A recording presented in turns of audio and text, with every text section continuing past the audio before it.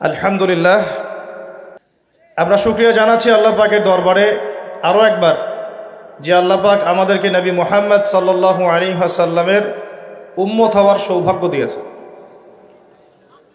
যখনই নবীর নাম আসবে অন্তরের অন্তঃস্থল থেকে পড়বেন সাল্লাল্লাহু আলাইহি ওয়াসাল্লাম। যে ব্যক্তি পড়ে না সে হচ্ছে এই পৃথিবীর সবচেয়ে বড় কৃপণ। নবীর নাম শুনেও যে দরুদ পড়ে না সেই পৃথিবীর কি বলেন সবচেয়ে বড় কি কৃপণ, বখিল। যদি দরুদ পড়েন একবার পড়লে 10 নেকি পেয়ে যাবেন ইনশাআল্লাহ। 10টা গুনাহ মাফ হয়ে যাবে, আপনার মর্যাদা আল্লাহ 10 গুণ বাড়ায় দিবেন এবং আল্লাহ পাক আপনার প্রতি 10 বার রহম করবেন। নবীর নাম শুনলে দরুদ পড়তে হবে, এইটা হলো মজলিসে বসার আদব। বয়ানে যতবার নবীর নাম আসবে পড়বেন সাল্লাল্লাহু আলাইহি ওয়াসাল্লাম। এটা হলো নবীর প্রেম। সত্যিকারের আশেকে রসুল হন, মিথ্যা মিথ্যা ভণ্ডামি আশেকে রসুল হয়ে লাভ নাই। আর দিলের কান দিয়ে আলোচনা শুনবো ইনশাআল্লাহ, শুধু বাইরের কান দিয়ে না। এক কান দিয়ে শুনবো আর এক কান দিয়ে বের করে দিব এই নিয়তে আলোচনা শুনবো না। আলোচনা শুনবো ইনশাআল্লাহ এই নিয়তে যে যা শুনবো কোরআন সুন্নাহ মোতাবেক হলে আমল করবো ইনশাআল্লাহ। যদি কোনো কথা কোরআন সুন্নাহর সাথে না মেলে দেওয়ালে ছুঁড়ে মেরে দিবেন, কোনো সমস্যা নেই। ঠিক আছে কথা? কোরআন সুন্নাহর সাথে মেলে কি না মেলে এটা বোঝার মতো যোগ্যতা আবার আপনাকে অর্জন করতে হবে। একজনের রোগ হয়েছে কি হয় নাই ওই রোগের বিশেষজ্ঞ তিনি বুঝতে পারবেন। আমি মেডিকেল সায়েন্সের বই বাসায় নিয়ে একা একা পড়লেও বুঝতে পারবো না, বুঝাতে পারিনি। একজন ডক্টর তিনি বুঝতে পারবেন আসলে রোগটা কি হয়েছে। তিনি যে বইগুলো পড়ে ডক্টর হয়েছেন সেই বইগুলো যদি আমি বাসায় একা একা পড়ি তাও আমি ধরতে পারবো না। পারবো না। অতএব মেলানোর আগে ওই যোগ্যতা অর্জন করতে হবে। আল্লাহ পাক তৌফিক দান করুন। এই যোগ্যতা একা একা অর্জিত হবে না, একা একা অর্জিত হবে না। কি দরকার? প্রয়োজন একটা কনস্ট্রাকটিভ সিলেবাস এবং ওলামায়ে কেরামের সহবত।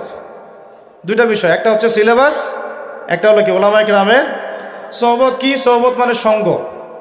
সহবত মানে কি? সঙ্গ। যেমন একজন ব্যক্তি উড়ে এসে পলিটিক্স করতে পারে না, সে রাজনীতিবিদদের সংস্পর্শে থাকে, আস্তে আস্তে আস্তে আস্তে শিখে এক পর্যায়ে সে বড় এমপি মন্ত্রী হয়। এই তো সিস্টেম। একজন ব্যক্তি উড়ে এসে টাপাস করে একটা অর্থনীতিবিদ হতে পারে না, অর্থনীতি নিয়ে পড়াশোনা করতে হয়, পড়ে পড়ে তাকে ইন্টার্ন দিতে হয়, কাজ করতে হয়, বিভিন্ন জায়গায় অভিজ্ঞতা অর্জন করে, আস্তে আস্তে বিভিন্ন সেমিনার অ্যাটেন্ড করে, তাই না, সার্টিফিকেট অর্জন করে, অর্থনীতিবিদদের সাথে পরামর্শ করে, তারপরে গিয়ে সে একজন অর্থনীতিবিদ হয়। একই ব্যাপার শিক্ষার ক্ষেত্রেও। একজন শিক্ষাবিদ হতে হলে শিক্ষা নিয়ে কাজ করতে হয়। আকাশ থেকে পড়লেই একজন শিক্ষাবিদ হয়ে যায় না। বাংলাদেশে হচ্ছে কিভাবে আল্লাহ ভালো জানে। বাংলাদেশে তো শরীফা চলতেছে এখন। শরীফ বলতেছে আমি মনে মনে শরীফা। আপনারা হাসতেছেন ভাই, মানে আল্লাহর গজব যে কখন নামবে আল্লাহই ভালো জানে। আপনারা হাসতেছেন শুনে, আমরাও মাঝে মাঝে হাসি। হয়তো কওমে লূত নামে একটা কওম ছিল। এই কওমের মূল পাপ ছিল শিরক তো করতোই, এর পাশাপাশি ছেলে ছেলে জেনা করত। এই সমস্যাটা বাংলাদেশে এখন আশঙ্কাজনক হারে বেড়ে গেছে। আগে ছেলে মেয়ে জেনা করতো, এটারও বুঝতাম, এটাও বড় রকমের হারাম। ওই যুগটা পেরিয়ে এখন আসতেছে ছেলে ছেলে। ছেলে ছেলে করলে তো সমাজের অনেকে আবার ভালোভাবে নিবে না, স্বাভাবিক। ঘুরাই খাওয়া লাগবে, কিভাবে খাওয়া যায়। ঘুরাই খাওয়ার জন্য এখন এটা চালু করা হলো যে আমি ছেলে, নাউজুবিল্লাহ, মনে মনে নাকি মেয়ে। মনটা মেয়ে মেয়ে করে, বাইরের কাঠামো নাকি ছেলের মতো, আবার মনটা ছেলে ছেলে করে, বাইরের কাঠামো মেয়ের মতো। এখন সার্জারি করে কি জেন্ডারটা ট্রান্সফার করতেছে, ওটাকে বলতেছে আর কি। এরপরে এই ব্যক্তি যদি যৌন সম্পর্ক কারোর সাথে করে, কার সাথে করবে? ছেলের সাথে। কার সাথে করবে? তাহলে আগে ছিল ছেলে, পরে হলো সহবাস করলো ছেলের সাথে। তাহলে এখানে মূল বিষয়টা কি হলো? সমকামিতা।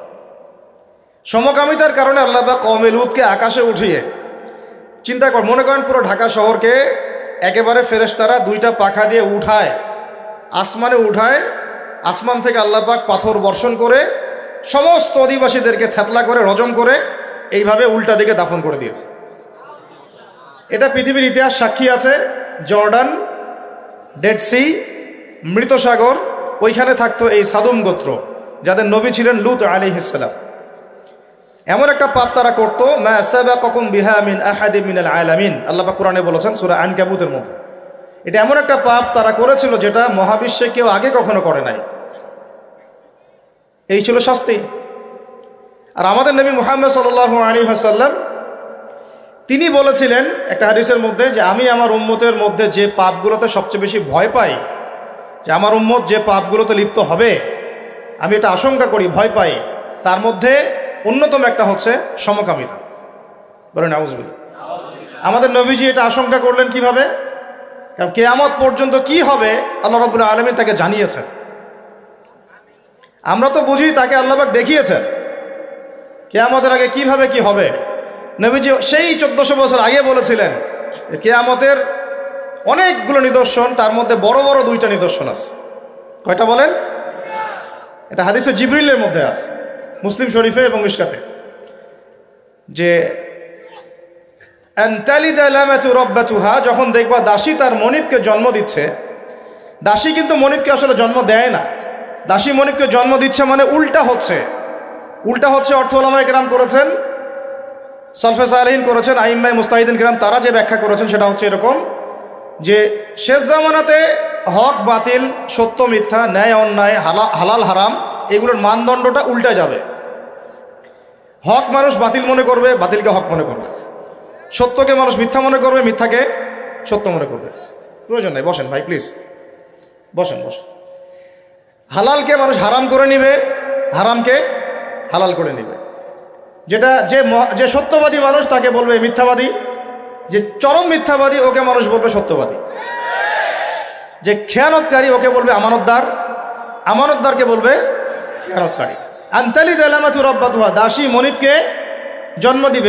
এটাও একটা অর্থ যে হক বাতিলের মানদণ্ড কি হবে? উল্টায় যাবে। কোরআন আমার সামনে না, একটা কোরআন নিয়ে আসেন প্লিজ কেউ একজন। কোরআনে আল্লাহ রাব্বুল আলামিন বলেছেন রিবা হচ্ছে হারাম। কি হারাম? রিবা মানে কি? রিবা মানে কি? আল্লাহ হারাম শুধু বলেননি, বলেছেন যদি কেউ না ছাড়ে, আল্লাহ হারাম করার পর কেউ যদি না ছাড়ে তাহলে সে যেন আল্লাহ এবং তার রাসূলের সাথে যুদ্ধ করছে।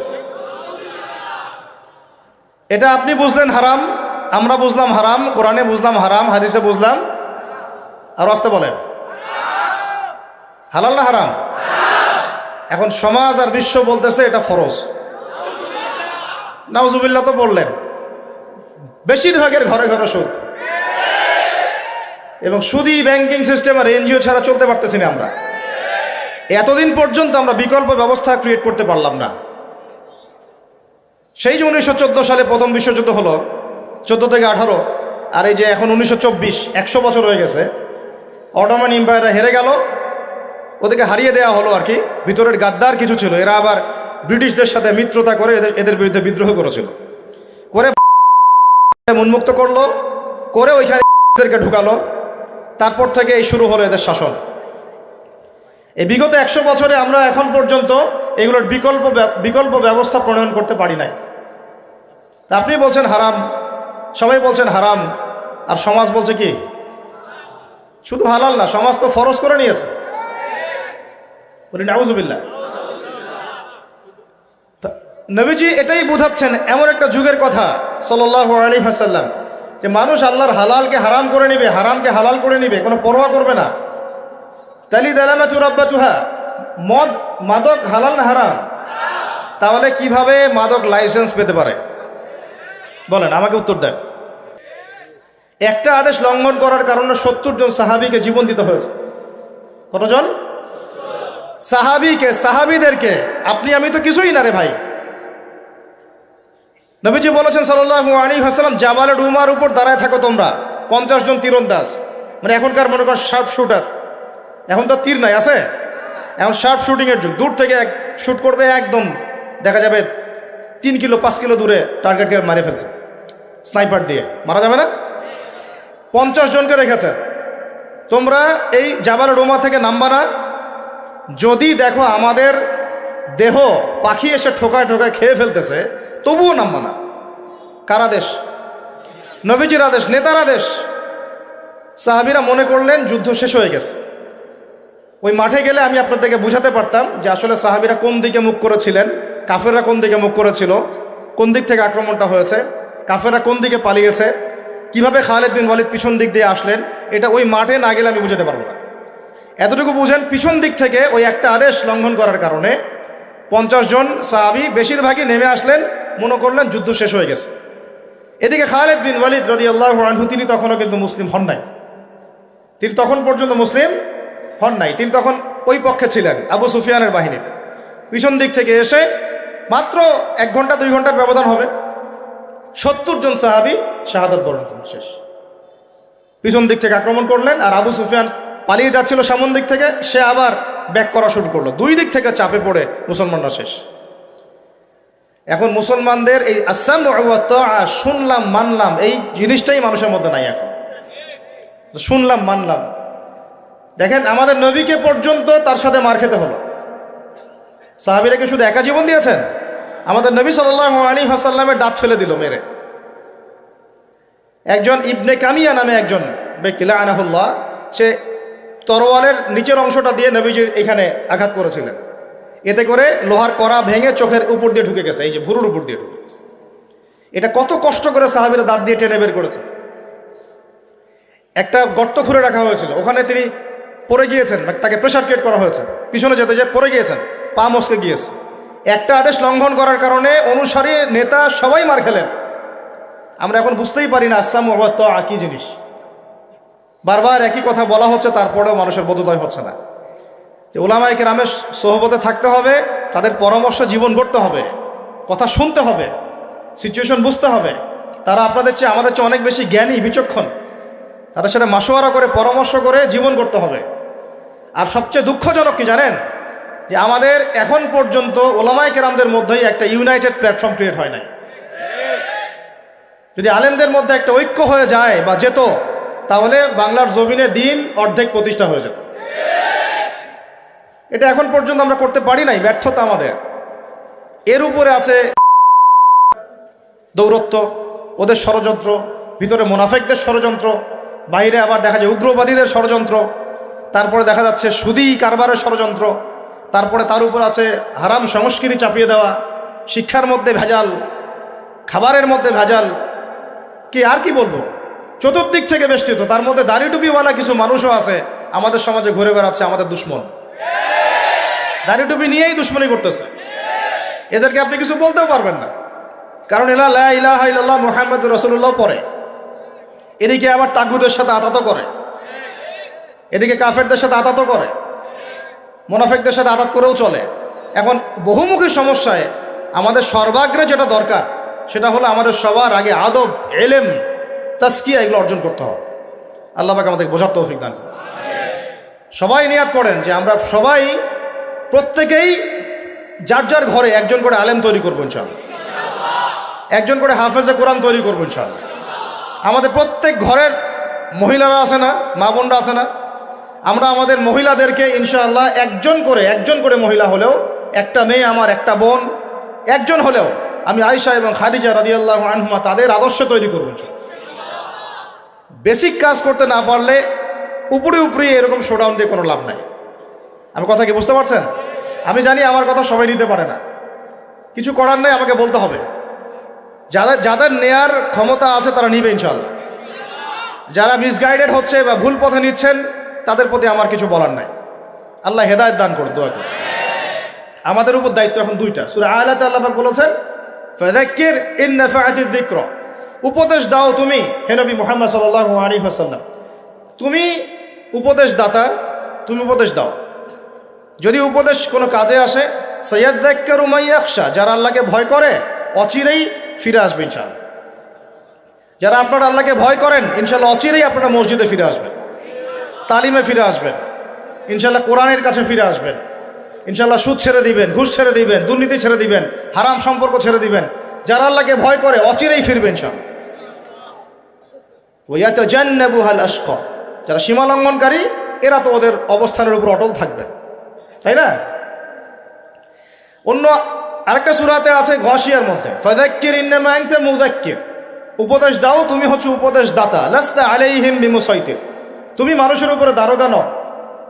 আমাদের এই দাওয়াতটা হবে আমভাবে সমস্ত মানুষদের উদ্দেশ্যে। আমাদের তরুণীরা, কিশোরীরা, আমাদের সমাজে যারা আছে তারা, নারীরা, পুরুষেরা, কর্মজীবীরা, চাকুরিজীবীরা, ব্যবসায়ীরা, অর্থনৈতিক সেক্টরের মানুষেরা, রাজনৈতিক অঙ্গনের মানুষেরা, প্রশাসনে যারা আছেন তারা সবার উদ্দেশ্যে আমভাবে দাওয়াত দিতে হবে। কোনো ঘরানা বাদ দেওয়া যাবে না এবং তাদেরকে দূরে ঠেলেও দেওয়া যাবে না, ঘৃণাও করা যাবে না, কাছে টানতে হবে। আল্লাহ নবী আবু জেহেলকে দাওয়াত দেন নাই? আবুল লাহাব, উতবা সাহেব এদেরকে দাওয়াত দেন নাই? আমাদের সবার প্রতি উদাত্তই দাওয়াত থাকবে। সবাই মিলে আগে এলেম অর্জন করেন, আল্লাহ পাক তৌফিক দান করেন। পরিস্থিতি বোঝার চেষ্টা করেন, উম্মার অবস্থা কি সেটা বোঝার চেষ্টা করেন, আলেমদের সাথে পরামর্শ করেন, সোহবত থেকে জীবন গড়েন, সমস্ত হারাম রিজিক ছেড়ে দেন, আপনার পরিবারটার দায়িত্ব নেন কঠোরভাবে, আপনার সন্তানকে মানুষ করেন, সন্তান বিপদে চলে গেছে, এই যুবক ছেলেদেরকে ফিরাই নিয়ে আসেন, ওদেরকে মাদকের ভয়াল থাবা থেকে বাঁচান, আইনের সুশাসন নিশ্চিত করেন, দুর্নীতি বন্ধ করেন, ঘুষ বন্ধ করেন, জেনার লাইসেন্স দেওয়া বন্ধ করেন, মাদকের লাইসেন্স দেওয়া বন্ধ করেন, শিক্ষার সংস্কার করেন। এভাবে চলতে থাকলে জাতি ধ্বংস হয়ে যাবে। এগুলো কথা আমার এমনি আবেগের কথা না। বিশ্বাস না হলে অপেক্ষা করেন 10 বছর, দেখেন না কি হয়। 10টা বছর পর দেখেন কি হয়। এখনই তো শরীফ থেকে শরীফা চলে আসছে, 10 বছর পর কোন থেকে কি আসবে আল্লাহই ভালো জানে। আল্লাহ পাক আমাদেরকে বোঝার তৌফিক দান করেন। ভাই এটাই আনতালিদ আলামাতু রাব্বাতুহা, দাসী মনিবকে জন্ম দিচ্ছে এখন। কে না জানে মাদক হারাম, তারপরে আমরা খাচ্ছি কেন? কেন লাইসেন্স দিচ্ছি? আরব বিশ্বে কেন লাইসেন্স দেওয়া হচ্ছে?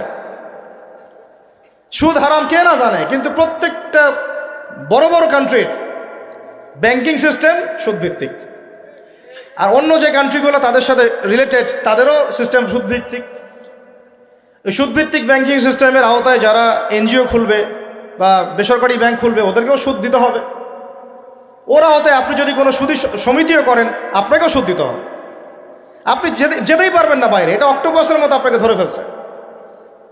এর থেকে বের হইতে হইলে মনে হয় কোনো একটা পাহাড়ে গিয়ে একা একা থাকতে হবে, নিজের হাল নিজে চালাইতে হবে, নিজের ফসল নিজেকে উৎপাদন করে খাইতে হবে। এমনও কিন্তু হাদিস আছে, এটাও কিন্তু হাদিসে আসছে যে এত ফিতনা ছড়াবে যে মানুষ ইমান বাঁচানোর জন্য নিরিবিলি কোনো জায়গায় একা একা চলে যাবে, থাকতেই পারবে না। আল্লাহ পাক আমাদেরকে বোঝার তৌফিক দান করেন। দেখেন এটা চলতেছে, এটা নবীজি দেখেন কিয়ামতের আলামত নিয়ে আমি কথা বলতে চাচ্ছি না আজকে। আমি বলতেছি যে সিচুয়েশনটা এমন যে ওই হাদিসের আওতায় চলে আসতেছে জিনিসগুলো। ওই হাদিসের মধ্যে আরও আসছে নবীজি সাল্লাল্লাহু আলাইহি ওয়াসাল্লামকে আল্লাহ পাক এগুলো দেখিয়েছেন, জানিয়েছেন, ওহী নাজিল করেছেন। দেখো কিয়ামতের আগে আগে কি হবে। ওয়ানতারাল হুফাতাল উরাতাল আলাতা রিয়াশাই ইয়াতাতাওয়ালুনা ফিল বুনিয়ান। আমি জানি আপনাদের মধ্যে বেশিরভাগই হাদিসটা বুঝেন নাই অর্থটা, আমি অনুবাদ করে দিচ্ছি। নবীজি বলছেন যখন দেখবা, খুব ভালো করে বুঝেন, এটার সাথে বর্তমান এই বড় বড় সিটিগুলা, বড় বড় যে উন্নয়নশীল দেশগুলা, বড় বড় সভ্যতাগুলো এখন যে দাবি করতেছে এদের সবার মিল আছে। নবীজি বলছেন সাল্লাল্লাহু আলাইহি ওয়াসাল্লাম, যখন তোমরা দেখবা যে নগ্ন পদের মানে পায়ে স্যান্ডেল কেনার টাকা ছিল না, এরকম গরিব, নগ্ন দেহের মানে গায়ে কাপড় পরার টাকা ছিল না, নগ্ন পায়ের নগ্ন দেহের রাখাল, রিয়াশাই মানে রাখাল, বকরির রাখাল, এই টাইপের মানুষেরা ইয়াতাতাওয়ালুনা ফিল বুনিয়ান। যারা আরবি বোঝেন তারা বুঝতে পারছে, ইয়াতাতাওয়ালুনা মানে বানাবে না, বরং তারা প্রতিযোগিতা করবে বড় বড় হাইলি কনস্ট্রাক্টেড বিল্ডিংসের, মানে উঁচু উঁচু অট্টালিকা নির্মাণের প্রতিযোগিতা করবে, বানাবে না। বরং বুঝলেন বিষয়টা? শুধু বানাবে তা নাই, 5 তলা 10 তলা 5 তলা 10 তলা এমন না, বরং এরকম 10 20 30 40, তোমার 10 তো আমার 20, তোমার 20 তো আমার 25, তোমার 25 তো আমার 30, তোমার 90 তো আমার 100। পুরো বিশ্বের বড় বড় কান্ট্রিগুলো ঘেটে ঘেটে ঘুরে আসেন, দেখে আসেন, অনলাইন থেকে ঘুরে আসেন, দেখে আসেন, সচক্ষে তৌফিক হলে দেখে আসেন। যাদের এক সময় এই অবস্থা ছিল যে পায়ে স্যান্ডেল পর্যন্ত পড়তে পারতো না, এরা এখন ইয়াতাতাওয়ালুনা ফিল বুনিয়ান, এখনও আমাদেরকে চোখ দিয়ে দেখাতে হবে যে আসলে আমরা আস্তে আস্তে কিয়ামতের দিকে ধাবিত হচ্ছি। কাদেরকে দেখাতে হবে? যাদের হৃদয়ের চোখটা অন্ধ। যাদের হৃদয়ের চোখটা কি অন্ধ, যারা বাইরের চোখ দিয়ে দেখেন তাদেরকে বুঝাইতে হয় এগুলা। যাদের অন্তরের কলবের চোখটা খোলা তাদেরকে বুঝাইতে হয় না, তারা এমনি বুঝতে পারেন। পৃথিবীর ইতিহাসে এমন কোনো সভ্যতা আসে নাই যখন ছেলেরা মেয়েদের পোশাক পরতো, মেয়েরা ছেলেদের পোশাক পরতো। আমি আপনাদেরকে চ্যালেঞ্জ করতেছি, খুঁজে দেখেন পৃথিবীর ইতিহাসে এমন কোনো সভ্যতা এর আগে আসে নাই। এখন যেগুলো দেখতেছেন এর আগে ছেলেরা মেয়েদের পোশাক পরে আর মেয়েরা ছেলেদের পোশাক পরে, আর মেয়েরা এমন পোশাক পরে রাস্তায় বের হয় যেগুলো পরেও তারা নগ্ন থাকে। এগুলো নবীজি আশঙ্কা করেছিলেন যে আমার উম্মতের শেষ দিকে এমন এমন কিছু দল আসবে, মানুষ আসবে, মহিলারা আসবে। দুটার কথা বলেছেন, একটা হচ্ছে নিসাউন কাসিয়াতুন আরিয়া, এমন মহিলার দল যারা কাপড় পরেও নগ্ন থাকবে। মুমিলাতুন মাইলাত, মানে নিজেরাও আকৃষ্ট হয়, অন্যকে আকৃষ্ট করে। কাপড় পরবে ছেলেদের, কাপড় কিসের পরবে? ছেলেদের। গ্রিক সভ্যতা, আমরা বলি গ্রিক সভ্যতা অনেক প্রাচীন, ওই সভ্যতা এটা ছিল না। পার্সিয়ান সভ্যতা এটা ছিল না। নবী সাল্লাল্লাহু আলাইহি ওয়াসাল্লাম যুগের সময় যে আইয়ামে জাহিলিয়াত বলি আমরা, ওই যুগেও মেয়েরা ছেলেদের পোশাক পরতো না। মেয়েরা হয়তো জিনা বেশি ছিল, কিন্তু মেয়েরা তাও একটা পোশাক পরতো ঢিলে ঢালা। আমরা তো আইয়ামে জাহিলিয়াতের কথা বলি, ওদেরকে ধিক্কার দেই, তাই না? ওই আইয়ামে জাহিলিয়াত আর বর্তমান বিশ্বের মধ্যে কোনো পার্থক্য নাই। আমি এমনি এমনি বলি নাই। ওই আইয়ামে জাহিলিয়াত মানে হচ্ছে শিরক আর শিরক। এখনকার দুনিয়া দেখেন খালি শিরক আর শিরক। আপনার কাছে মনে হচ্ছে যে আমি তো করি না, লা ইলাহা ইল্লাল্লাহ আমি পড়েছি, মুহাম্মদুর রাসূলুল্লাহ আপনি পড়েছি, এটা আপনার হয়তো মনে হচ্ছে বাইরের চোখ দিয়ে। মন থেকে ভালো করে ভিতরের চোখ দিয়ে দেখেন, মুসলমান কালিমা পড়েও মাজারে সেজদা করে, মুসলমান কালিমা পড়েও কবরে সেজদা করতেছে, কালিমা পড়ে ওইখানে জবাই করতেছে, ওইখানে নজর মানত করতেছে, আল্লাহকে বাদ দিয়ে অন্যকে সেজদা করতেছে, আল্লাহকে বাদ দিয়ে অন্যের কাছে চাচ্ছে, দোয়া করতেছে। এগুলা কি পাপ? এগুলো কিসের পাপ? এটা তো এতই সূক্ষ্ম পাপ যে মনে করেন আমি নামাজ পড়তে দাঁড়াইছি আর আপনারা 10 জন আমাকে দেখতেছেন, নাউজুবিল্লাহ, আর আমি মনে মনে চিন্তা করতেছি যে 10 জন মানুষ আমাকে দেখতেছে, আমি নামাজটা সুন্দর করে পড়ি। এইটাও এক প্রকার শিরক। এটাও কি?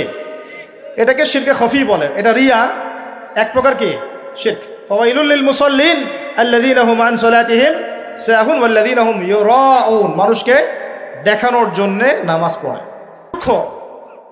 আর এখন আমাকে বলেন, যদি কেউ আল্লাহর হালালকে হারাম করে নেয় আর হারামকে হালাল করে নেয়, এটা শিরক কুফর হবে না? হবে না? এখন কথা হচ্ছে, আমরা আইয়ামে জাহিলিয়াতকে গালি দেই, ওই শিরক এখনো বের হয় নাই। আর এটা তো ধর্মীয় অঙ্গনের কথা বললাম। আমাদের অর্থনীতি পুরাই শিরকের উপর দাঁড়ায় আছে। বলবেন যে ভাই কিভাবে? অনেকগুলো কারণ। এটা নিয়ে লেকচার দিতে হলে আমাকে ইকোনমিক্সের উপর আলাদা লেকচার দিতে হবে, যে ইকোনমিক্সের মধ্যে কি কি সমস্যা। একটা খালি বলি তাহলে বুঝবেন যে শিরক আছে কি নাই। একটা বলি, খালি একটা। এমনি তো বুঝেন রিবা হারাম, বুঝেন না? রিবা হারাম। রিবা মানে মায়ের সাথে জেনা করা। রিবা মানে কি বললাম বলেন? মায়ের সাথে। আমরা সবাই মায়ের সাথে জেনা করি এখন, নাউজুবিল্লাহ, ইল্লা মাশা আল্লাহ। আল্লাহ পাক খাস করে কিছু বান্দাকে বাঁচাইছেন, তারা বাদ দিয়ে বেশিরভাগই কে না সুদ খায়। ওই যে বললাম, বিল্ডিং নির্মাণের প্রতিযোগিতা করবে। কিভাবে একটা মানুষ যার গায়ে কাপড় ছিল না, পরনে পায়ে স্যান্ডেল ছিল না, সে কেমন করে 100 তলা উঠাইতে পারে, কেমন করে 10 তলা উঠাইতে পারে, কেমন করে 20 তলা উঠাইতে পারে? রাস্তা মাত্র 2টা থেকে 3টা। 1, সে অন্যায়ভাবে সম্পদ অর্জন করতেছে। 2, সে সুদের লোন নিয়ে এটা করেছে। 3, সে মানুষের হক নষ্ট করেছে। এত সহজ হালাল পথে 20 তলা উঠানো? এত সহজ? চিন্তা করা যায়? তো এখন আমি যেটা বলতে চাচ্ছিলাম, যে আমরা তো আইয়ামে জাহিলিয়াতকে গালি দিচ্ছি, ওই শিরক ইকোনমিক্সেও আছে, ওই শিরক আপনার শিক্ষার মধ্যে ঢুকছে, ওই শিরক আপনার পলিটিক্সে ঢুকছে, ওই শিরক আপনার ব্যক্তি জীবনে ঢুকছে, ওই শিরক আপনার পরিবারে ঢুকছে, ওই শিরকই আপনার সংস্কৃতির মধ্যে ঢুকছে, আবার সেম শিরক ঢুকছে আপনার এই কি বলবো ধর্মীয় অঙ্গনের মধ্যে। এই যে 7টা জীবনের ক্ষেত্র, প্রত্যেকটা ক্ষেত্রে শিরক ঢুকছে। ধর্মীয় অঙ্গনে কয়েকটা তো বললাম। এখন বলবেন যে সংস্কৃতির মধ্যে শিরক কোথায়? এটা নিয়ে আমার সাথে বসতে হবে বোঝাতে হলে। মুসলমানরা শুভ অশুভে বিশ্বাস করে, এই দিনটা আমার জন্য শুভ, এই দিনটা আমার জন্য অশুভ। সংস্কৃতির নামে আজকে আপনারা অনেকেই সবাই না, জড়বস্তুর পায়ের তলে পুষ্পস্তবক অর্পণ করছেন না? শিরক, এটাও শিরক। এগুলো সবাই বলবেন, আমি বলে দিচ্ছি আপনাদেরকে, সবাই এগুলো বলবে না হয়তো, আমি আপনাকে বলতেছি শুনেন। মোমবাতি জ্বালাইছেন, মোমবাতির সামনে মাথা ঢুকাচ্ছেন, শিরক করতেছেন। একটা দিবসকে শুভ অশুভ মনে করতেছেন, যে এই দিবসটা আমার জন্য শুভ, এইটা আমার জন্য অশুভ, শিরক হয়ে যাবে। কেউ যদি বলে শুভ জন্মদিন, শিরক হয়ে যাবে। বুঝতে পারেন নাই? ওই দিনে যে শুভ না ওই দিন না অশুভ আপনি জানলেন কিভাবে জানলেন? কেউ যদি মনে করে যে ফিতা কাটলাম, পায়রা উড়াই দিলাম, এতে করে আমার এই কাজটাতে বরকত হবে, শিরক হবে। কি হবে? সে অনেক ক্ষেত্র আছে রে ভাই, কিভাবে বোঝাবো? দুজন ব্যক্তি যাচ্ছেন একটা গ্রামের মধ্য দিয়ে, গ্রামের লোকরা মূর্তি পূজারি। কি পূজারি? এটা তো শিরক, আপনারা বুঝেনি, জানেনি। মুসলমানরা মূর্তি পূজা শিরক বোঝে, কিন্তু কবর পূজা শিরক বোঝে না। কথা বুঝতে পারছেন? মুসলমানরা এই শিরকগুলো বোঝে, তাগুতের আনুগত্য করাও যে শিরক, এটাও বোঝে না। কারণ ও আল্লাহর বিধান বাদ দিয়ে অন্যের বিধান চাপাই দিচ্ছে। তখন আমি তার আনুগত্য করতেছি, তাহলে আমি আল্লাহর বিধানকে পাশ কাটায় চলে গেলাম, এটাও শিরক হয়ে গেল। এখন ওটা তো কুফরি। আল্লাহ পাক তাগুতকে অস্বীকার করতে বলেছেন সূরা বাকারার আয়াতুল কুরসির পরের একটা পড়েন, 256 নম্বর একটা পড়ে দেখেন, রেফারেন্সটা দিয়ে দিলাম, বাসায় গিয়ে পড়েন। আল্লাহ পাক বলেছেন ওয়া মান ইয়াকফুর বিত-তাগুতি ওয়া ইউমিন বিল্লাহি ফাকাদ ইসতামসাকা বিল উরওয়াতিল উসকা। যে ব্যক্তি তাগুতকে অস্বীকার করলো এবং আল্লাহর প্রতি ঈমান আনলো, তাগুতের সাথে কুফরি করে আল্লাহর প্রতি ঈমান আনলো, সে এমন শক্ত হাতল ধরেছে যা কখনো ছিঁড়ে যাবে না ইনশাআল্লাহ। আল্লাহ পাক আগে কুফরি করতে বলেছেন তাগুতের সাথে, তারপরে ঈমান আনতে বলেছেন। আমরা ঈমানও আনি, এখানে তাগুতের সাথে আপোষও করি। দেখেন নবী সাল্লাল্লাহু আলাইহি ওয়াসাল্লাম দাওয়াত দিয়েছেন আবু জেহেলদেরকে, কাউকে তেল দেন নাই। কথা বুঝাতে পারতেছি না? তিনি দাওয়াত দিয়েছেন, দাওয়াত, কাউকে তেল মারেন নাই। নিজের দুনিয়াবী স্বার্থ উদ্ধারের জন্য তাদেরকে ব্যবহার করেন নাই।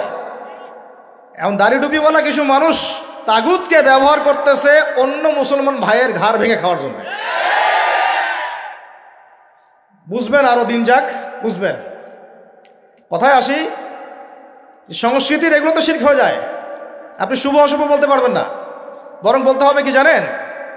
মনে করেন আপনার হাত থেকে একটা কিছু পড়ে গেছে, বা সামনে দিয়ে বিড়াল হেঁটে গেছে, আপনি যদি মনে করেন যে এটা অশুভ, একটু বসে যাই, মুশরিক, শিরক হয়ে যাবে, শিরকি কাজ হবে।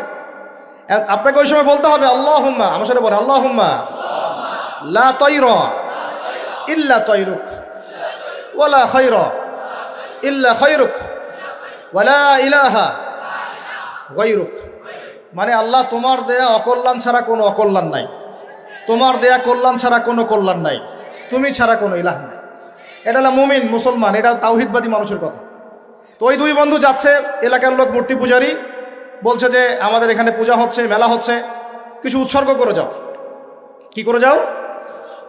বলি উৎসর্গ করে যাও, আপনারা যে নজর মানত করতেছেন মাজারে, উৎসর্গ করে যাও। এখন একজন বলছে আমি জীবন গেলেও কিছু উৎসর্গ করব না, আমি আল্লাহকে বিশ্বাস করি, আল্লাহ আমার সালাত, আমার কুরবানি কি কার জন্য? আমার জীবন, আমার মরণ কার জন্যে? ইন্না সলাতি ওয়া নুসুকি ওয়া মাহইয়ায়া ওয়া মামাতি লিল্লাহি, আল্লাহ বলে ফাসাল্লি লিরাব্বিকা, তুমি তোমার রবের জন্য নামাজ পড়ো এবং কুরবানি করো। আমি কখনো এইখানে কুরবানি করব না। এখন তারা ধরছে, না করলে মেরে ফেলাবো, না করলে কি করব? ওই যে বাতিলের তো একটা অস্ত্র আছেই, ক্ষমতা কি আছে, বা ঠিকঠাক মতো আমার মতো না চললে দিব একদম মেয়েরা, সব জায়গায় ছেড়ে দেয়, নাহলে সবাইকে মেরে ফেলাবো, আছেই তো একটা অস্ত্র। এরা তো আর দলিল দিয়ে বা ন্যায় অন্যায়ের মানদণ্ড দিয়ে, সততা দিয়ে তো জিততে পারে না। অথচ আল্লাহ নবী সাল্লাল্লাহু আলাইহি ওয়াসাল্লাম মানুষের মন জয় করেছিলেন কি দিয়ে? সততা দিয়ে, তাওহীদ দিয়ে, সুন্নত দিয়ে, সুবহানাল্লাহ, তার আখলাক দিয়ে। তিনি কি কারোর উপর জোর করেছিলেন? ভয় দেখাইছেন কাউকে টাকার প্রলোভন দিছেন? দেখেন, এখন ওই বন্ধু একজন বন্ধু বলছে আমি দিব না, তারা বলছে যে একটা মাসি হইলেও দিতে হবে। তো সে বলছে আমি একটা মাসিও দিব না, তাকে হত্যা করা হলো। নবী সাল্লাল্লাহু আলাইহি ওয়াসাল্লাম বললেন এই ব্যক্তি জান্নাতে আছে ইনশাআল্লাহ। আরেকজনকে ধরা হয়েছে, তাকে বলা হচ্ছে একটা মাসি হলেও দিতে হবে। প্রথমে সে বলছে আমি কিছুই দিব না, পরে বলছে ঠিক আছে দিচ্ছি। একটা মাসি আর এমন কি, দিলে যদি পার পেয়ে বেঁচে যাওয়া যায়, যদি বেঁচে যাওয়া যায় পরে তওবা করে নিব। হেকমতের দোহাই আমরা বলি না অনেক সময়, হেকমত কি করতেছে এখানে? হেকমতের দোহাই দিয়ে আমি পার পাওয়ার চেষ্টা করতেছি। হিকমত, এখন তো এই যুগে আর ওইসব বলা যাবে না রে ভাই, হিকমত খাটায় কথা বলেন। হ্যাঁ, মিষ্টি মিষ্টি মশালায় একদম অনলাইন গরম, যেগুলা মানে বেসিক কথা, শেকড়, এগুলো নিয়ে কোনো আলাপই নাই। হ্যাঁ, কেউ খালি ফজিলত বয়ান করে ইসলাম প্রতিষ্ঠা করতে চাচ্ছেন, কেউ শুধুমাত্র দেখা যাচ্ছে কি বলবো সৎ কাজে আদেশ করে ইসলাম কায়েম করতে যাচ্ছেন, কেউ মাঝে মাঝে সমাজ কল্যাণমূলক কিছু কাজ করে ইসলাম কায়েম করতে যাচ্ছেন। আসলে ইসলাম কায়েম হবে শুধুমাত্র একটা সুন্নতে, সেটা হলো সিরাতুন নবী সাল্লাল্লাহু আলাইহি ওয়াসাল্লাম। নবীর সিরাত, নবীর জীবনী, ওইভাবেই দিন কায়েম হবে, অন্য কোনোভাবে দিন কায়েম হবে না ইনশাআল্লাহ। ওই সিরাতের মধ্যে দাওয়াত ছিল, ইলমের মেহনত ছিল, তাসকিয়া ছিল, মার এসেছে, সবর ছিল, প্রয়োজনে হিজরত করতে হয়েছে, তারপরে মদিনায় গিয়ে প্রয়োজনে ইসলামী রাষ্ট্র কায়েম হয়েছে, তারপরে গিয়েছেন বদরে, তারপর উহুদ, তারপর খন্দক, তারপরে এইভাবে হুদাইবিয়া সন্ধি, তারপরে যে খায়বার সাথে যুদ্ধ, বনু কুরাইজা, বনু কাইনুকা, বনু নাজির, পরে আস্তে আস্তে মক্কা পুরোটা বিজয় হয়েছে। ওই পবিত্র বৃক্ষের উপর দ্বারাই আমরা ফল খাচ্ছি এখন। এটাই সিরাত, এটাই সুন্নাত। এর বাইরে আমরা এখন যেটা হিকমত বলতেছি, এগুলো হিকমত না, কাপুরুষতা। আমরা আমাদের কাপুরুষতাকে হেকমতের শব্দের আড়ালে লুকাই ফেলতেছি। আমরা আমভাবে সবার উদ্দেশ্যে দাওয়াত দিব, কি দিব? দেখেন এখন দুইটা রাস্তা খোলা। এক হচ্ছে শেকড়টা যেহেতু পচে গেছে, হয় আপনাকে শেকড়ে এমন মেডিসিন প্রয়োগ করতে হবে যাতে শেকড়ের এই পচনটা কি হয়, ভালো হয়, সুস্থ হয়ে যায়, গাছটা যেন পবিত্র হয়ে যায়। এখন গাছটা অপবিত্র হয়ে আছে, শেকড়টা নষ্ট। শেকড় নষ্ট না? আমি সুদ খাইলে আমার শেকড় আবার পবিত্র হয় কিভাবে? আমি যদি মাদক খাই, ইয়াং ছেলে পেলে তোমাদেরকে বলতেছি, তাহলে আমাদের শেকড় পবিত্র কিভাবে হয়? তাওহীদই চিনি না, শেকড় কেমনে পবিত্র হবে? সুন্নতি নাই, বেদাতি আমল দিয়ে ভর্তি, কিভাবে পবিত্র হবে? হালাল হারামের পরোয়া করি না, জেনা ব্যভিচার ছড়াচ্ছে, সমকামিতা ছড়াচ্ছে, ট্রান্সজেন্ডার ছড়াচ্ছে, তাহলে শেকড় কেমনে পবিত্র হয়? তাহলে এখন দুটো উপায়, হয় ওই শেকড়ে এমন মেডিসিন পুশ করা যাতে শেকড়ের রোগগুলা কি হয়, সেরে যায়। এই কাজটাই আমরা করতেছি এখন আর কি। ওলামায়ে কেরাম এবং যারা দায়ী আল্লাহ সবাই এই কাজটাই করতেছেন, কিন্তু বিচ্ছিন্নভাবে। এখানে একটা ঐক্যবদ্ধ প্ল্যাটফর্ম নাই। বুঝতে পারেন কথা? যদি থাকতো তাহলে এই কাজ আরো কি বলবো 1 লক্ষ 2 লক্ষ গুণ গতি পাইত। এই কাজগুলো আরো 1 থেকে 2 লক্ষ গুণ কি পাইতো, গতি পাইতো। এখন গতি কম, কারণ আমরা বিভক্ত। আর বিভক্ত হওয়ার জন্য আমাদের খুব একটা মানে বড় ইস্যুর দরকার নাই, হাত বাঁধা নিয়ে আমরা মসজিদ ভাগ করতে পারি। আমিন জোরে আসতে নিয়ে আমরা মসজিদ ভাগ করতে পারি। ঠিক আছে, তারাবির নামাজ সামনে যে 8 না 20 মসজিদ ভাগ হয়ে যাবে। মানে এমন মাসালা যেগুলোতে উভয় পক্ষের দলিল আছে এবং যেগুলোতে প্রশস্ততা আছে এবং যেগুলো আসলে কোনোদিনও মানে বাহাসের কোনো বিষয় না এগুলা। কারণ কি বাহাস হয় কোন বিষয়? মৌলিক বিষয় নিয়ে। এগুলো ইখতিলাফি মাসালা, পক্ষে বিপক্ষে ওলামায়ে কেরামদের মত আছে, ইমামদের ইজতিহাদের মধ্যে মতপার্থক্য আছে, সাহাবীদের আমলের মধ্যে মতপার্থক্য আছে। মতপার্থক্য বলতে বোঝাচ্ছি, যেমন বনু কুরাইজায় গিয়ে একদল সাহাবী আসর পড়েছেন, একদল না গিয়ে আগেই আসর পড়েছে। নবীজি বলেন নাই তুমি ভুল, তুমি সঠিক। নবীজি বলেছে সাল্লাল্লাহু আলাইহি ওয়াসাল্লাম তোমরা দুজনেই সঠিক। আমাদের ইখতিলাফের, আমাদের বিভক্ত হওয়ার জন্য এতটুকু যথেষ্ট। আমরা যে কত কমন সেন্সহীন জাতি, এগুলো প্রমাণ করে। কমন সেন্সই নাই ভাই, এতই বাহাসের দরকার, এতই বিভক্তি হওয়ার দরকার, তাহলে আপনি সুদ নিয়ে কথা বলেন না কেন? সুদের বিরুদ্ধে ঐক্যবদ্ধ হন, মাদকের বিরুদ্ধে ঐক্যবদ্ধ হন, আপনি জেনার বিরুদ্ধে জনমত গড়ে তোলেন। সমকামিতা নিয়ে তো কোনো কথা নাই, আপনার নিয়ে মুখে কুলুপ মেরে বসে আছেন, একেবারে ইস্যু নিয়ে মুখে কুলুপ মেরে বসে আছেন, শিক্ষানীতি নিয়ে মুখে একটা শব্দ বের হয় না। আপনি আসছেন এই ইখতিলাফি মাসআলা নিয়ে উম্মাহ ভাগ করতে, কি আশ্চর্য কথা! আপনারা এইসব ফাঁদে পা দিয়েন আল্লাহর ওয়াস্তে। এই জন্য আমি শুরুতে একটা কথা বলছি, ওলামায়ে কেরাম ছাড়া একা একা দিন শিখবেন না। যে ব্যক্তি একা একা দিন শিখতে যাবে সে বিভ্রান্ত হয়ে যাবে। আর অনলাইনে তো মানে মারাত্মক, এখানে 80%ই 20% মধু।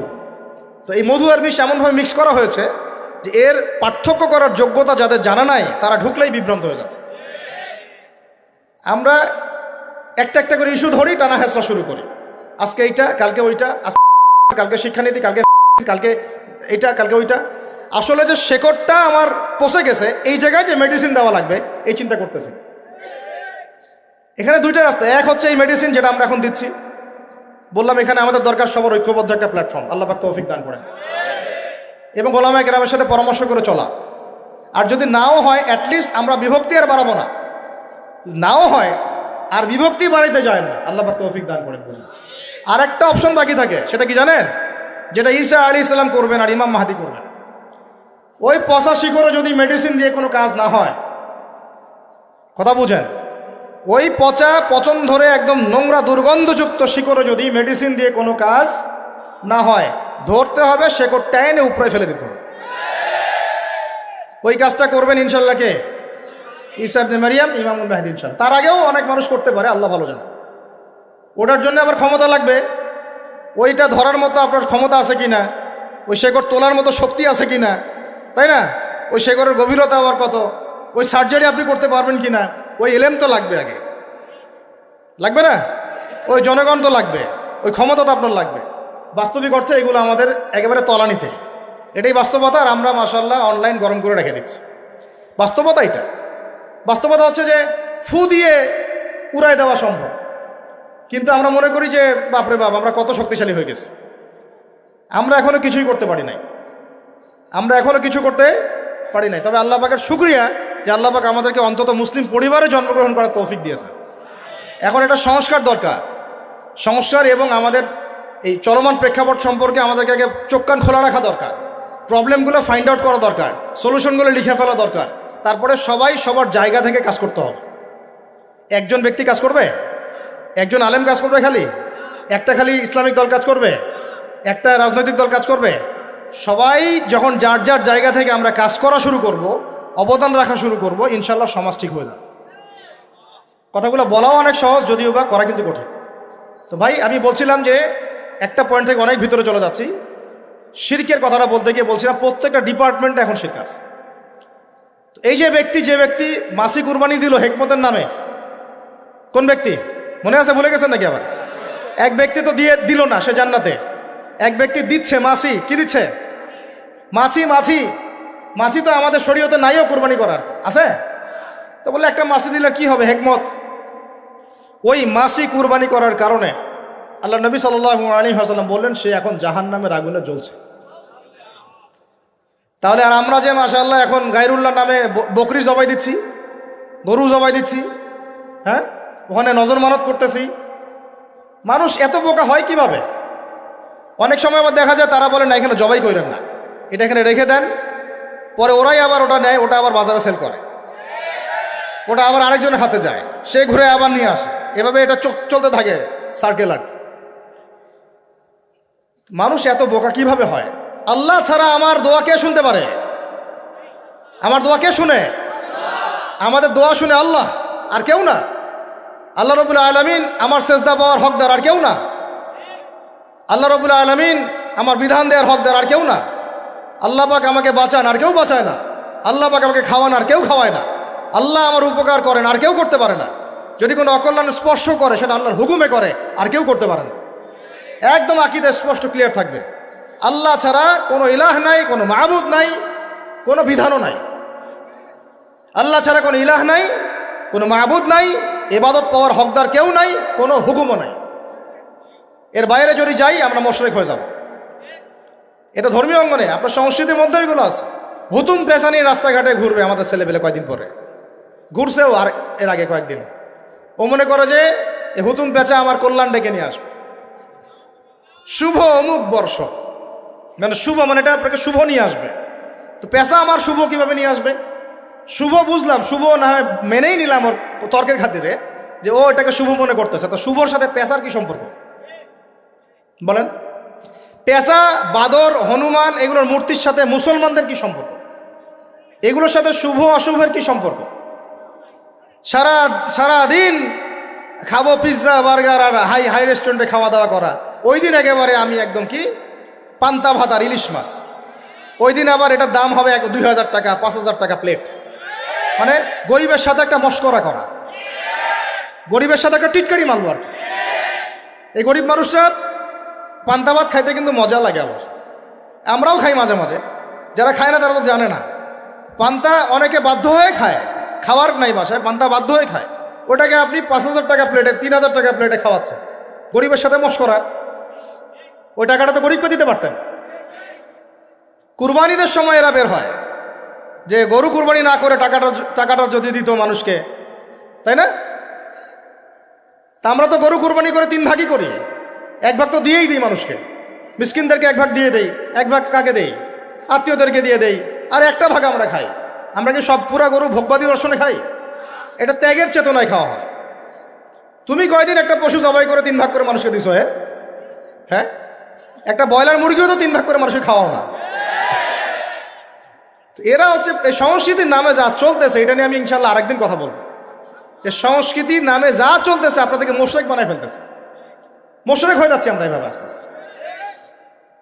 আমাদের সংস্কৃতি এমন সংস্কৃতি আমরা লালন করি, পালন করি অবশ্যই, যেটা আমাদের জাতির সাথে মিল আছে, বাঙালি সভ্যতার সাথে মিল আছে, কিন্তু এটা কুরআন সুন্নাহর সাথে সাংঘর্ষিক না। যদি সাংঘর্ষিক হয় আমরা সেটা নিতে পারবো না। আর কুরআন সুন্নাহর সাথে সাংঘর্ষিক কোনো সংস্কৃতি নাইও আসলে। বাঙালি সংস্কৃতির মধ্যে কুরআন সুন্নাহর সাথে সাংঘর্ষিক কিছু ছিল না, নতুন করে আমদানি করা হয়েছে এগুলো। এখন আসেন, আপনার অর্থনীতির মধ্যেও শিরক আছেন, বুঝাইতে গিয়ে এদিকে চলে আসছে। আমার হাতে একটা কিতাব দেখা যায়, কি এটা বলেন? আমরা সবাই এটাকে ভালোবাসি, মহব্বত করি, সত্যি করে বলেন? আল্লাহর কিতাব, নাউজুবিল্লাহ, কেউ যদি কোনো অমুসলিম জ্বালায় দেয় আপনার সামনে, আপনার রাগ উঠবে? আচ্ছা বুঝলাম, এটা তো বুঝলাম, আপনার আবেগে আমি শ্রদ্ধা করি। এখন এই কিতাবের মধ্যে আল্লাহ পাক সুদ হারাম করছেন। এই কিতাবের মধ্যে আল্লাহ বলেছেন যে চুরি করলে চোরের হাত কাটে দিও। এই কিতাবে আল্লাহ বলছেন তোমরা ইয়াংরা স্পেশালি জেনার কাছেও যাও না।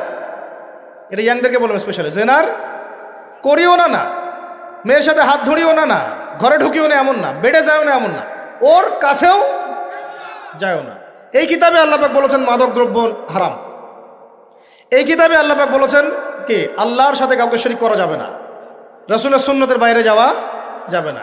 এই কিতাবে আল্লাহ পাক বলেছেন ডাকাতি করলে ডান দিকের হাত বাম দিকের পা কেটে ফেলবা, জেনা করলে 100টা বেত্রাঘাত করবা, মাদকদ্রব্য পান করলে 40টা বেত্রাঘাত করবা, বিবাহিত ব্যক্তি যদি ব্যভিচার করে রজম করে হত্যা করবা, সমকামিতা যদি কেউ করে নবীজি বলছেন ফাকতুলুল ফাইলা ওয়াল মাফউলা বিহি। তাহলে ওই ইসলামিক গভর্নমেন্টের উপর দায়িত্ব হচ্ছে যে করেছে এবং যার সাথে করা হয়েছে দুইটাকেই মৃত্যুদণ্ড দেওয়া। উরজুমুল আলা ওয়াল আসফালা মিনহুমা, নবীজি বলছেন উপরে যে আছে নিচে যে আছে দুইটাকেই রজম করবা। এখন এগুলো কোরআনের কথা, আর আপনারা বলছেন আপনারা এই কোরআনকে ভালোবাসেন। বাস্তবিক অর্থে আমাদের এই দাবিটা 100% সত্য না। আমরা মোটেই কোরআনকে মন থেকে ভালোবাসি না, না আমি বিশ্বাস করি না এটা। যদি কোরআনকে মন থেকে ভালোবাসতেন আপনি এখন কোরআন তেলাওয়াত করা শিখতেন। কোরআনকে যদি আপনি ভালোবেসেই থাকেন কোরআন তেলাওয়াত করা কেন শেখেন নাই এতদিন পর্যন্ত? আমার কথা রাগ করতেছেন? আপনার কলেজে আঘাত লাগুক এটা আমি চাচ্ছি, এতে করে অ্যাটলিস্ট আপনি ফিরে আসেন।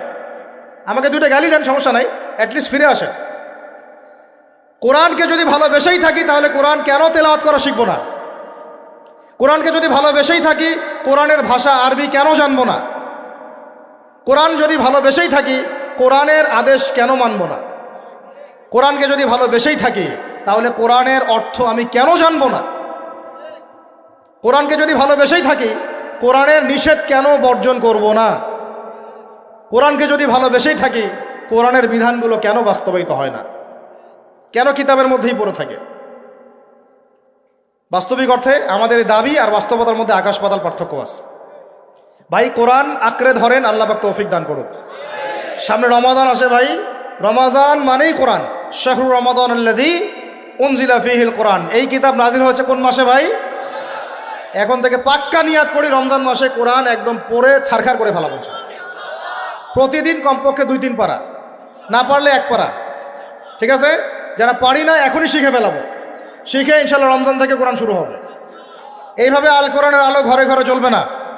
আল কোরআনের আলো ঘরে ঘরে ওই দিন জ্বলবে যেদিন বাংলার এই 16 কোটি মুসলিম জনগণের প্রত্যেকের ঘর থেকে ফজরের পর সূরা ইয়াসিনের তেলাওয়াত শোনা যাবে। সবাই কোরআন তেলাওয়াত করতে পারবে।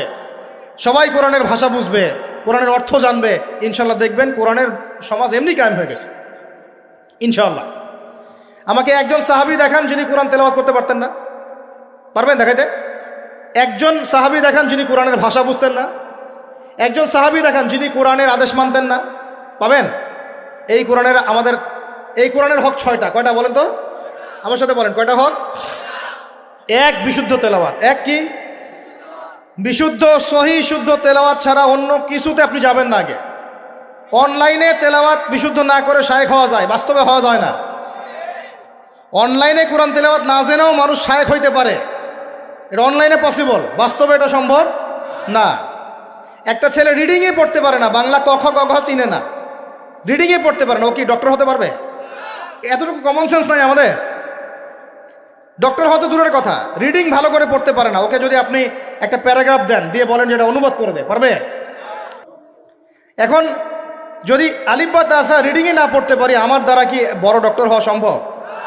দিনের ডক্টর মানে দিনের দায়ী হওয়া সম্ভব, দিনের মোবাল্লিগ হওয়া সম্ভব, দিনের মুফতি হওয়া সম্ভব, মুফাসসির হওয়া সম্ভব? সহজ কথা। আমরা যদি কোরআনকে মহব্বত করেই থাকি, আমাদেরকে এই কোরআনের 6টা হক আদায় করতে হবে। কয়টা ভাই? অনলাইনে আপনি কোরআন তেলাওয়াত না জেনেও শায়েখ হইতে পারবেন। শুধু শায়েখ না, আপনি বাহাসও করতে পারবেন, অনেক কিছুই করতে পারবেন, কারণ ওখানে তো সামনাসামনি বই ধরে আপনাকে কেউ বলবে না, বই খুলে দিয়ে বলবে না যে ভাই এটা পড়ে শোনান কী লেখা আছে। ওই যে অনলাইনে সব করা সম্ভব, অফলাইনে মাদ্রাসায় আসা সম্ভব না, ওখানে আসলেই ধরা খাইতে হবে। সামনে কিতাবাদি দেওয়া হবে, পড়েন, পড়তে পারবে না, ধরা খেয়ে যাবে। যে কিতাব, একটা মেডিকেল সায়েন্সের কিতাব, সে কেউ যদি পড়তেই না পারে, ও কি ওষুধ দিতে পারবে? বুঝেন নাই কথাটা? ডক্টর, একটা ডক্টর দাবি করতেছে, এখন সে মেডিকেল সায়েন্সের কোনো কিতাব পড়ে নাই, ও কি ওষুধ দিতে পারবে? ওই ওষুধ খাইলে মানুষ বাঁচবে না মরবে? এই হলো অবস্থা। মানুষ এমনি মরতেছে না দিনের ক্ষেত্রে, এই কারণে মরতেছে। আল্লাহ পাক আমাদেরকে বোঝার তৌফিক দান করেন। 6টা হক সবাই আদায় করবো ইনশাআল্লাহ। 1 নাম্বার ভাই কোরআন তেলাওয়াত। সামনে রমজান মাস, রাজি আছি তো ইনশাআল্লাহ? প্রত্যেক দিন অন্তত 1 পারা, অন্তত। আল্লাহ তৌফিক দান করেন, আমিন। 2 নাম্বার, এর ভাষা শিখবেন। কি করবেন?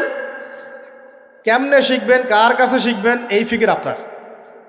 আপনাকে আলেম খুঁজে বের করতে হবে, হুজুর খুঁজে বের করতে হবে, উস্তাজ খুঁজে বের করতে হবে। নিজে জ্ঞানের জন্য সফর করেন, আল্লাহ রাস্তা দেখাবেন ইনশাআল্লাহ। সব ঘরের মধ্যে আসবে না তো, ওয়াজ মাহফিলে সব ঘরের মধ্যে চলে আসতেছে, অ্যাপসের মধ্যে দিয়ে সব মোবাইলে আসতেছে, ইন্টারনেটে সার্চ করলে পাই। এতে বরকত নাই তো বেশি, এগুলোতে বরকত কম। বরং আপনি যখন ইলমের জন্য বের হবেন, পরিশ্রম মেহনত মুজাহাদা করবেন, তখন আল্লাহ বরকত দিবেন ইনশাআল্লাহ।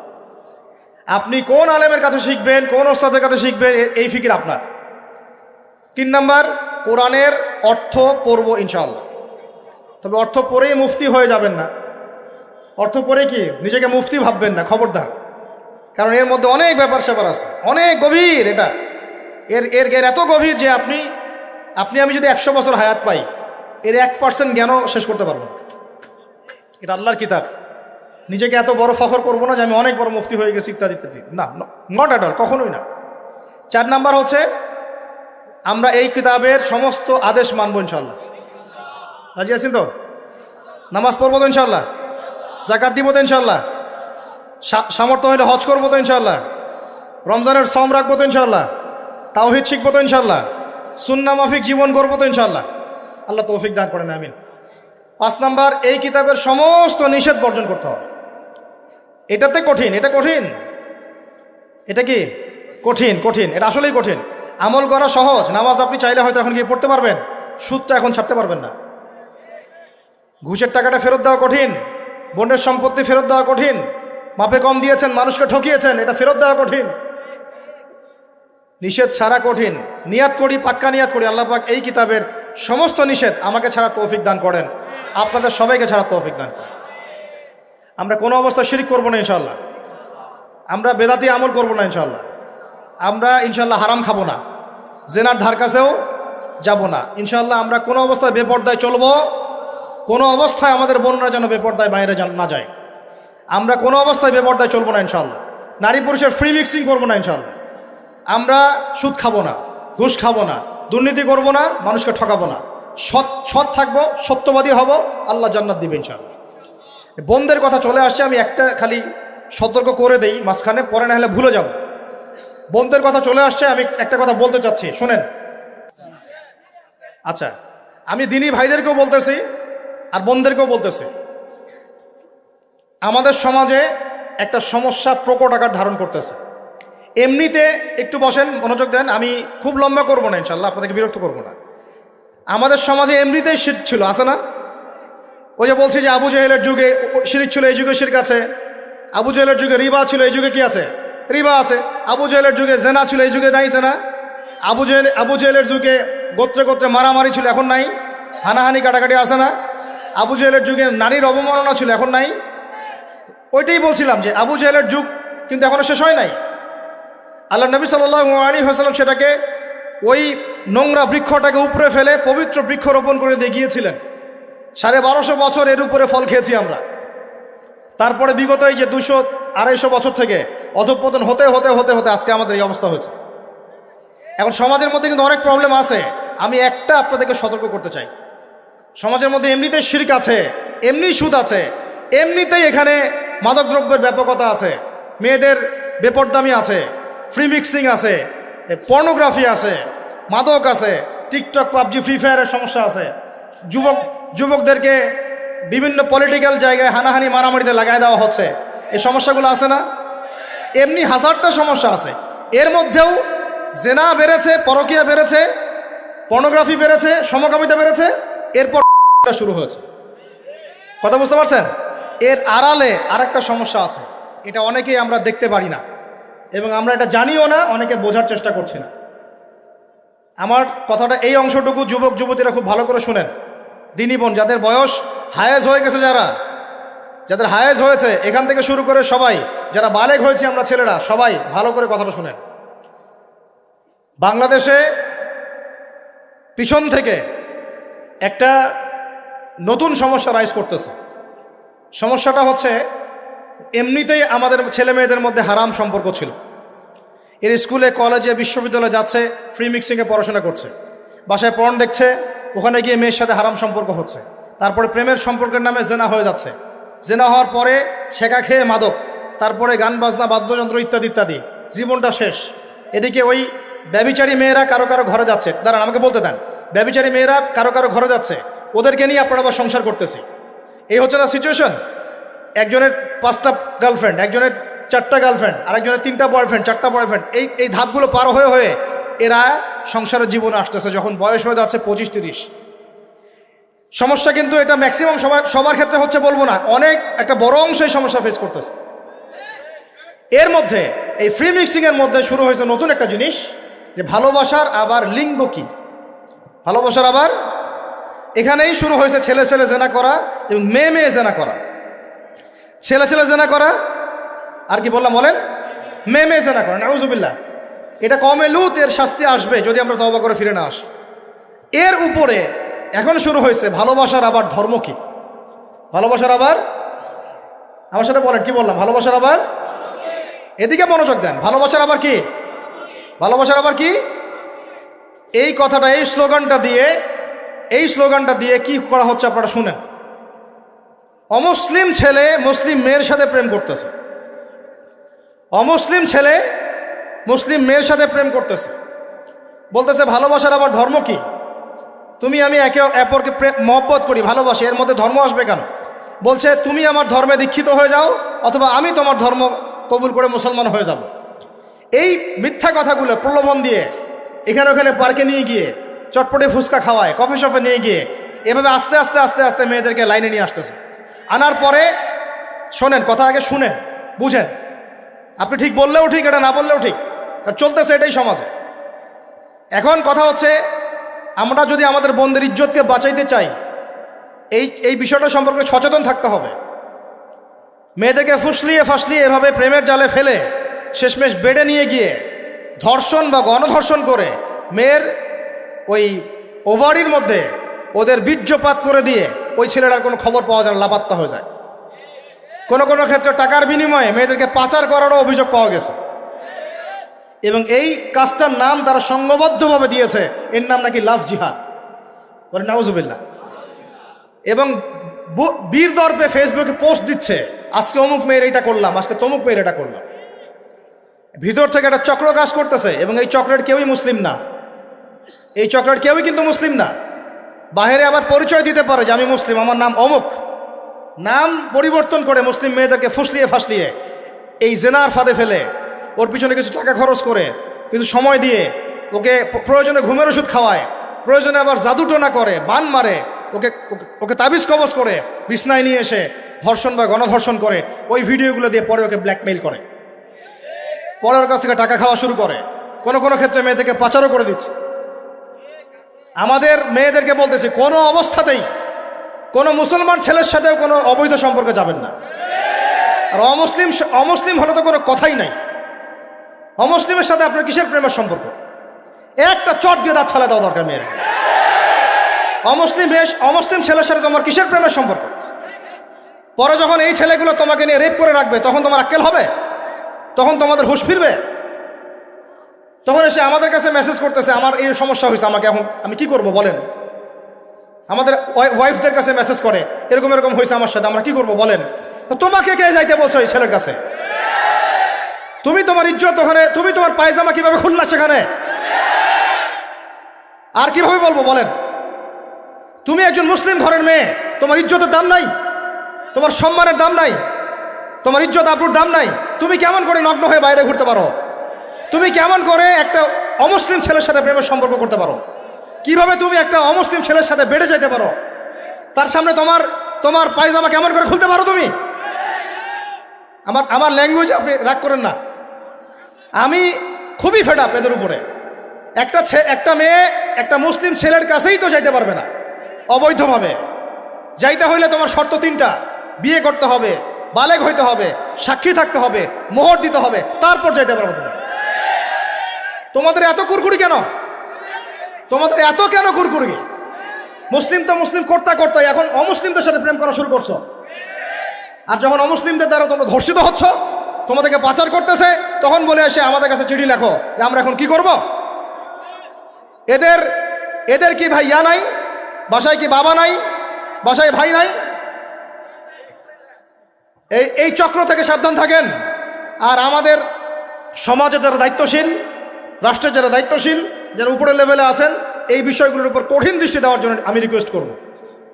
আমরা কিন্তু কোনো ধর্মের মানুষের সাথে কোনো দ্বন্দ্ব চাই না। চাই আমরা যে 50-60 বছর থেকে একসাথে বসবাস করতেছি, আমরা কি কোনোদিন কারোর সাথে মারামারি করছি?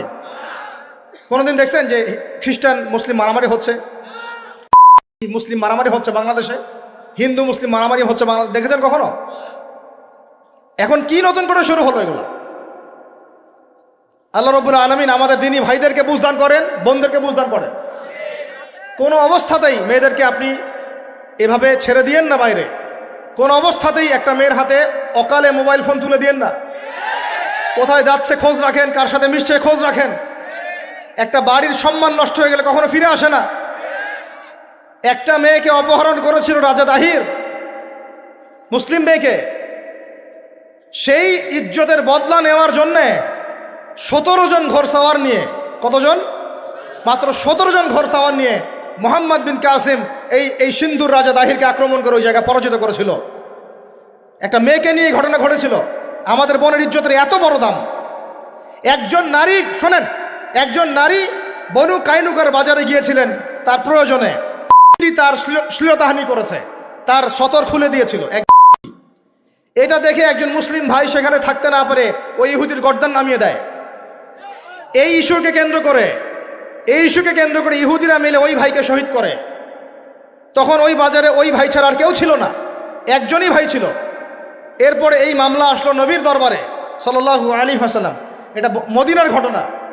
নবী সাল্লাল্লাহু আলাইহি ওয়াসাল্লাম ওই সাহাবীকে তো দোষারোপ করেনই নাই, ওই সাহাবীকে দোষারোপ করেন নাই, বরং নিজে বর্ম পরে অন্য সাহাবীদেরকে বলেছেন তোমরা বের হও, আমরা বনু কাইনুকা আক্রমণ করবো, ওকে এখান থেকে বের করে দেব। একজন দিনী বোনের ইজ্জতের বদলা নেওয়ার জন্য পুরো বনু কাইনুকার সাথে যুদ্ধ হয়েছে। আর আমাদের বোনরা স্বেচ্ছায় ইজ্জত বিলি দিচ্ছ। তোমরা হচ্ছে মাটির তলে চলে যাও, তোমাদের বেঁচে থাকার চেয়ে মাটির তলে চলে যাও। তোমরা নিজেরা স্বেচ্ছায় ইজ্জতের বিসর্জন দিচ্ছ। আমি ইয়াং ছেলেপেলেদেরকে বলছি, ভাই আমরা আসছি আল্লাহর ইবাদত করতে, এখানে আল্লাহর দিনকে জিন্দা করতে। আল্লাহর দিনকে সমাজে কায়েম করতে জিনার সাথে আমাদের কি সম্পর্ক থাকতে পারে? পর্নের সাথে আমার আপনার কি সম্পর্ক থাকতে পারে? আপনার আমার এরকম হারাম সম্পর্কের সাথে কি সম্পর্ক থাকতে পারে?